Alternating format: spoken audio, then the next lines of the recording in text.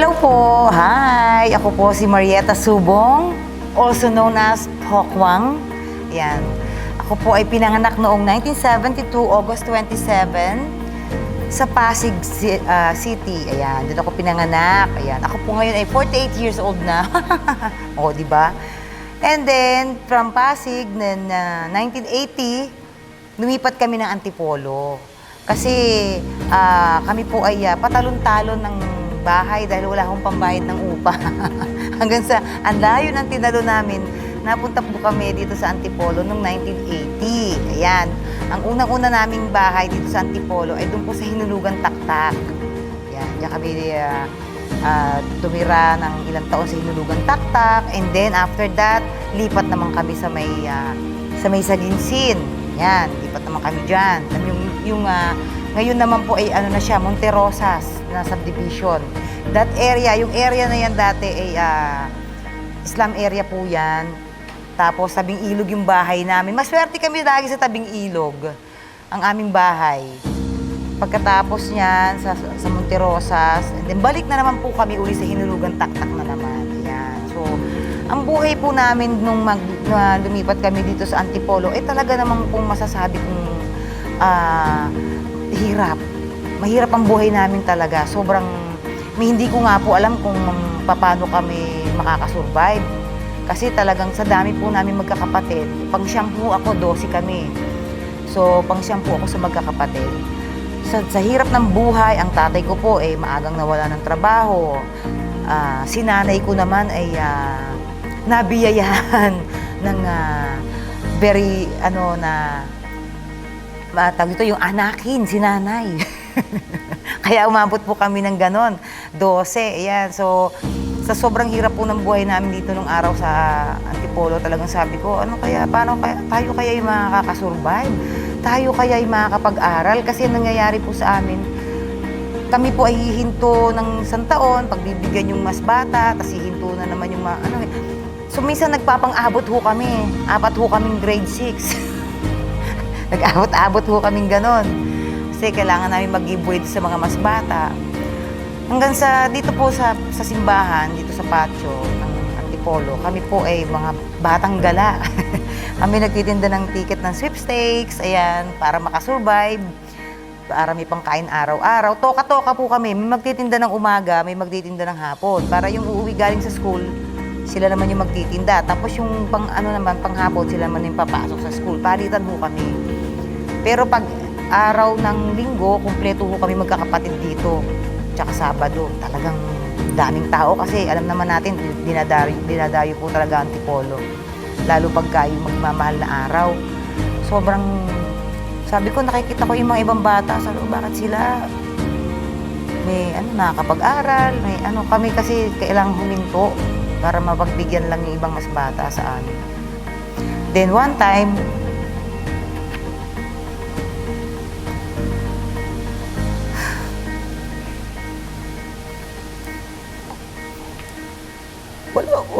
walang nagsisimba. Simpleng araw. Pumasok ako dito sa simbahan. Dala ko yung ticket ko.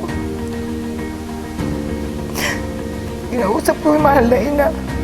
Mahal na birin, sabi ko. Mahal na birin. Kahit po hindi ako makapagtapos ng pag-aaral, bigyan niyo na lang po ako ng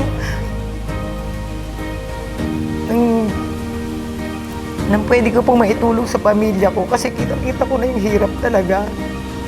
Kasi gusto ko talaga makatulong lalo sa mga mas bata sa akin. May talent po ako, sabi ko, marunong po ako sumayaw. Marunong din po ako kumanta. Sana magamit ko po itong talent na to. Hanggang sa nung nag-high school ako, hindi ko rin po natapos yung high school ko. Kasi talagang sobrang kapos. Namasukan akong katulong. Na-discovery ko po yung pagtatrabaho po sa ibang bansa.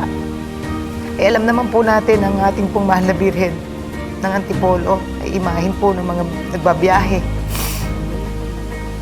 Ng mga gusto makabiyahe, ng mapapayapang pagbiyahe.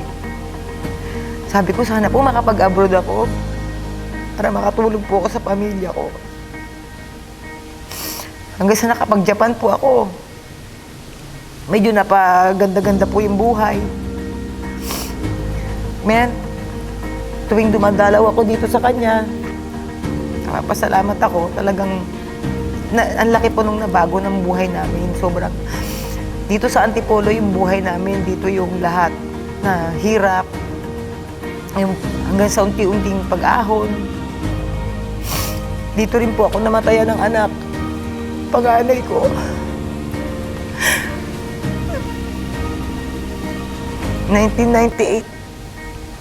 Nung namatay panganay ko, nasa Abu Dhabi ako. Katrabaho ako nung hindi ako nakauwi. Pero lahat ng hirap, lahat ng sakit, at yung ginhawa, nandito lahat naranasan namin sa Antipolo.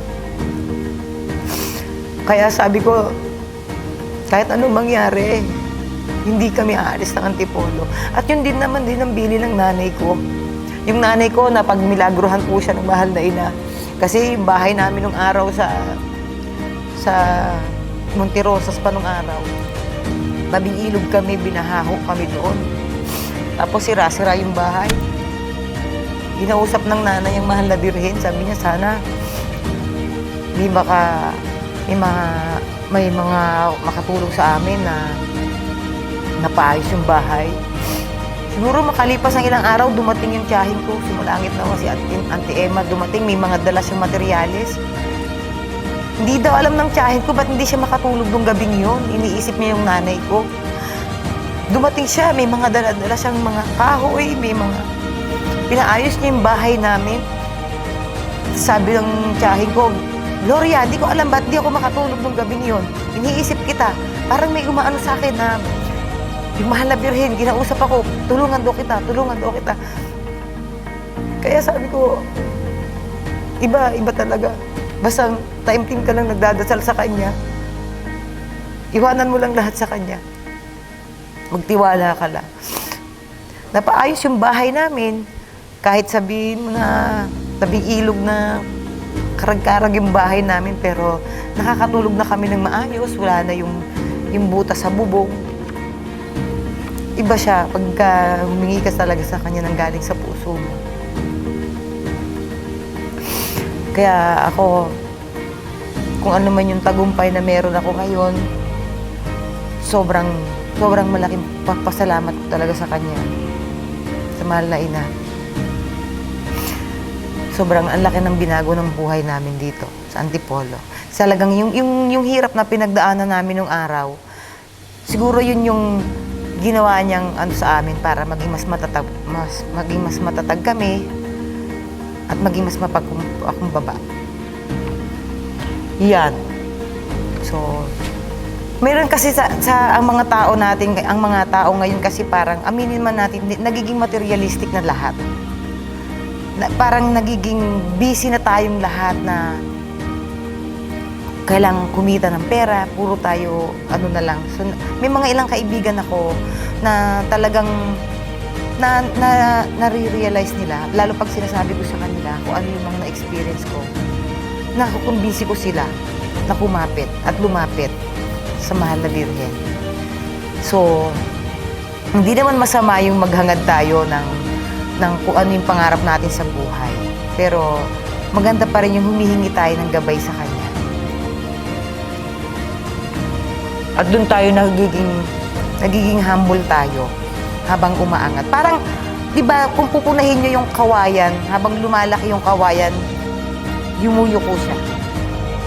Parang gano'n. So, marami din ako mga kaibigan na dati pag narinig doon nila yung Antipolo, ay ang layo, ay ang traffic. Pero ngayon talaga nag-e-effort silang umaakyat. Lalo na ngayon sa mga nararanasan nating hirap ngayon sa buhay. Mas umano sa kanila yung devotion nila dahil mas kumapit sila.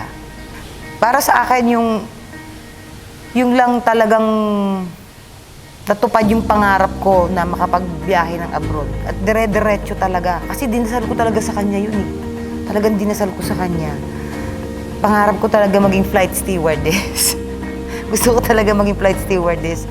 Sabi ko, kung hindi po matutupad yun at wala naman po akong pang-aral, sabi ko, bigyan niyo na lang po ako ng trabaho na makapag-abroad po ako. And nagtuloy-tuloy siya, non-stop talagang lahat ng naging hanap buhay ko po sa ibang bansa. Naging OFW po talaga ako. And ngayon, artista na ako. Nagbibigay saya po ako sa mga Pilipino. Kahit, akalain niyo bang malibot ko yung Europe, malibot ko yung mapuntahan ko yung Vatican, talagang iyak ako nang iyak doon nung marating ko yun. Isa rin sa pangarap ko kasi marating ko yun. So, yun, isang himala yun. Isang dasal na sinagot ng mahal na Birhen na marating ko yun. Sobrang pangarap kong marating ang Vatican. Akala ko puro pang mayayaman lang talaga. Pero di ba, magdadasal ka lang talaga sa Kanya. Andiyan ang milagro. Magtiwala ka lang. Sa lahat po ng mga deboto ng mahal na Birhen, ituloy-tuloy po natin at spread love, lalong-lalo na po sa mga darating na henerasyon. Huwag po natin ibibitaw sa kanila, sa mga magiging apo ng apo ng apo ng apo pa natin. I-ano po natin sa kanila, magdire-diretso po ang debosyon na ito. Para na rin po, kasi ako, sa nakikita ko, parang iba na yung henerasyon natin ngayon eh. Parang ano na tayo lagi sa social media. Parang nagiging mabilisan na lang yung pagdarasal. Minsan, pagka yayayain mo magrosaryo, parang bang tinatamad sila o ano. Kung pwede lang, kung tinuturuan natin silang maglinis ng bahay, tinuturuan natin silang huwag awayin ng kapatid, dire-diretso po natin yung devotion, isama natin po yung sa kanila, ipasa po natin na hindi ito mawawala. Lalo-lalo na po sa mga paparating pang henerasyon dahil napaka-importante po niya. And turuan din po natin yung mga kabataan natin sa murang edad na ngayon pa lang na maging maano po tayo sa kapwa, kung kaya makakaluwag-luwag sa buhay, hindi po ba, na mag-share po tayo ng tulong sa mga kababayan po natin na alam po naman natin lalo na ngayon sa kalagayan ngayon. Ngayon pa lang, sa murang edad, imulat na po natin sila. Muli, ito po si Pokwang na taga Barangay Santa Cruz sa Antipolo. At ito po ang aking kwentong Antipolo Pilgrimage. Ikaw, ano ang kwento mo?